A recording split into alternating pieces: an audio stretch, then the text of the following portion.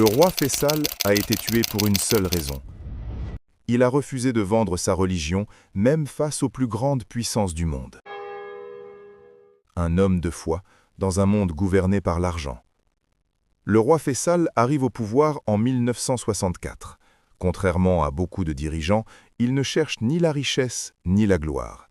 Ce qui l'anime, c'est sa foi et son attachement profond à l'islam. À cette époque, le peuple palestinien souffre déjà depuis des années. Les injustices s'accumulent et le monde détourne le regard.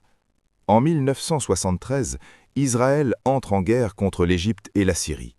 Comme toujours, les grandes puissances occidentales prennent position, mais cette fois, le roi Faisal refuse de rester silencieux. Il prend alors une décision historique, une décision que personne n'avait jamais osé prendre. Il ferme le robinet du pétrole. Plus une goutte pour les pays qui soutiennent l'injustice. Les États-Unis, l'Europe, tous sont touchés. Le monde est choqué. Le prix du pétrole explose. Les économies occidentales vacillent. Pour la première fois, un dirigeant musulman montre que la foi vaut plus que l'argent, que la dignité d'un peuple vaut plus que le pouvoir. Malgré les menaces et les pressions, le roi Faisal ne recule pas.